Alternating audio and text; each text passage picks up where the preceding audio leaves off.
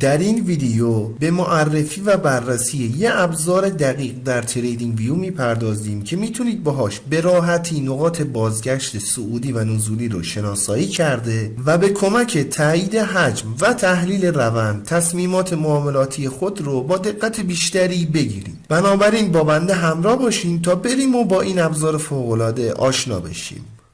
سلام، من علیرضا هستم و به گلدن تریدینگ سیستم خیلی خوش اومدین. اندیکاتوری که در تصویر مشاهده میکنید یه ابزار پیشرفته در تحلیل تکنیکال هست که برای شناسایی بازگشت های صعودی یا نزولی احتمالی طراحی شده و با تحلیل رفتار قیمت و در صورت نیاز تاییدیه های حجم بهتون کمک میکنه تا با ترکیب شناسایی بازگشت ها و تحلیل روند دیدگاه جامعی از دینامیک بازار رو داشته باشین و تصمیمات معاملاتی آگاهانه‌ای بگیرین. اصلی ترین جزء اندیکاتور این خط هست که بهش استپد مووینگ اوریج لاین گفته میشه و به رنگ‌های قرمز و آبی نمایش داده میشه. این خط دوستان در واقع یه میانگین متحرک پله‌ای هست که در فواصل مشخص به روز رسانی میشه و به عنوان یه شاخص دینامیک برای شناسایی روند بازار عمل میکنه. حالا هنگامی که قیمت بالاتر از این خط قرار داشته باشه روند و مومنتوم صعودی رو خواهیم داشت. هنگامی که قیمت پایینتر از این خط قرار داشته باشه روند و مومنتوم نزولی رو داریم.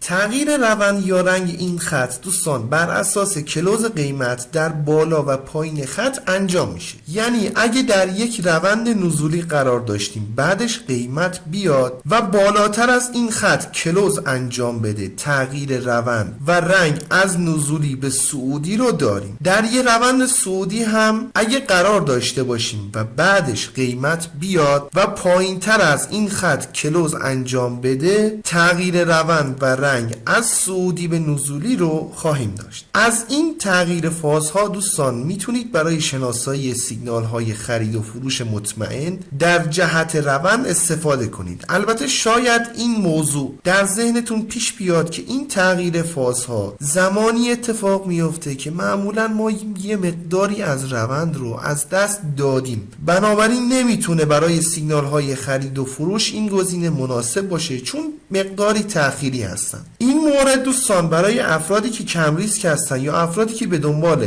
سیگنال های مطمئن میگردن، علاوه بر این که تأخیری نیست بلکه بسیار در جهت اطمینان و مناسب هستند. ضمن این که با کم و زیاد کردن تنظیمات اندیکاتور هم میتونید این تأخیرها رو به حداقل برسونید، ولی اون موقع دیگه قاعدتاً با سیگنال های فالس زیادی ممکنه روبرو بشین. البته برای دریافت سیگنال های خرید و فروش پارامترهای دیگه‌ای هم هست که میتونید از اون هم استفاده کنید و بهش میپردازیم، ولی در کل از این تغییر فازها میتونید به عنوان سیگنال های خرید و فروش مطمئن در جهت روند استفاده کنید. و اما بپردازیم به مهمترین قسمت اندیکاتور، یعنی سیگنال های بازگشتی. اندیکاتور دوستان با انجام یه تحلیل جامع از رفتار قیمت در یک بازه زمانی مشخص سیگنال های بازگشتی رو شناسایی و صادر میکنه و با یه لیبل نمایش میده. حالا این لیبل پایین قیمت و به رنگ آبی باشه سیگنال بازگشتی صعودی رو خواهیم داشت. نحوه شناسایی سیگنال های بازگشتی رو بخوام بهتون توضیح بدم بدین شرح هست که برای شناسایی سیگنال بازگشت صعودی اندیکاتور بررسی میکنه که آیا قیمت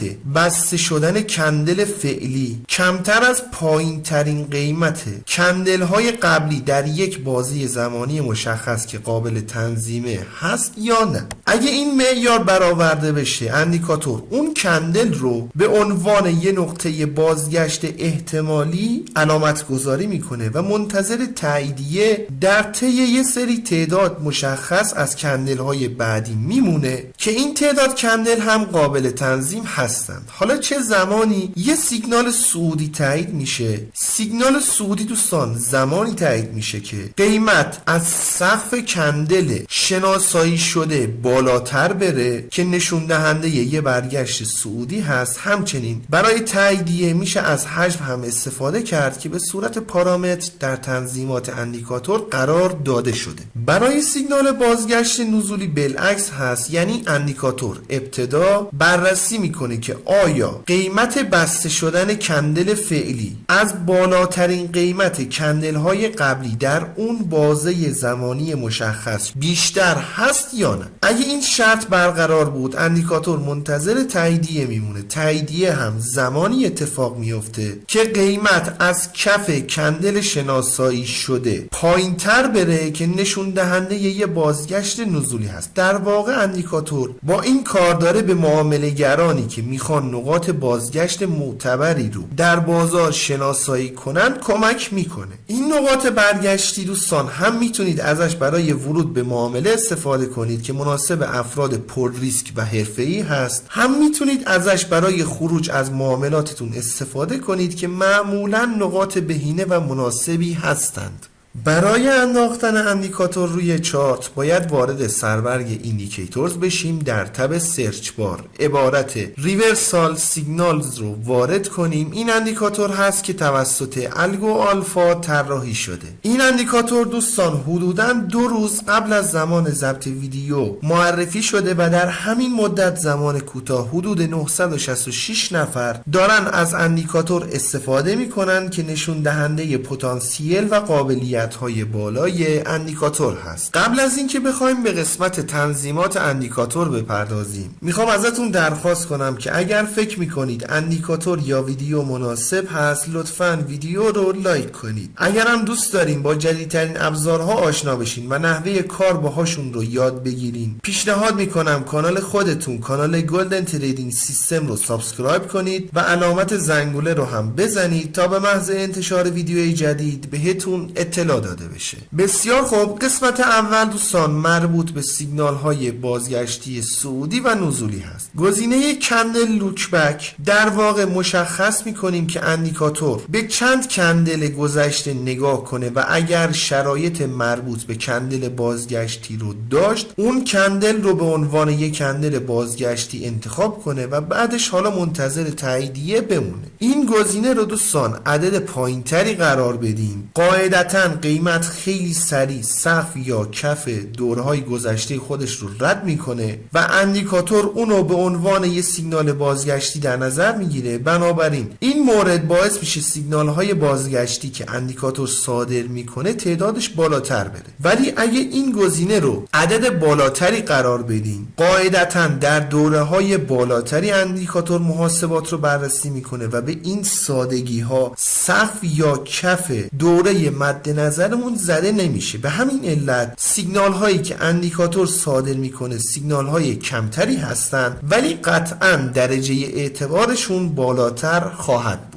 گزینه بعدی مشخص میکنید که برای تاییدیه اندیکاتور چند کندل باید صبر کنه و بعدش اگه تاییدیه برای بازگشت بود تاییدیه بازگشت رو هم که خدمتتون توضیح دادیم. حالا چند تا کندل اندیکاتور باید منتظر بمونه تا اون تاییدیه اتفاق بیفته. باز این عدد رو کمتر قرار بدین، احتمال اینکه در این تعداد کندل تاییدیه بازگشت رو داشته باشیم کم میشه. ولی اگه عدد بالاتری قرار بدین بعد از چندین کندل بالاخره سقف یا کف کندل بازگشتی زده میشه، بنابراین تعداد سیگنال های بازگشتی هم بالا خواهد رفت. در نهایت این گزینه مربوط به تاییدیه حجم هست. اگه تیک این گزینه فعال باشه اندیکاتور پس از شناسایی سیگنال بازگشتی حجم رو هم چک میکنه. اگر بازگشت با حجم بالایی انجام شده باشه سیگنال رو نمایش میده، ولی اگه حجم در اون سیگنال بازگشتی کم باشه سیگنال رو فیلتر میکنه.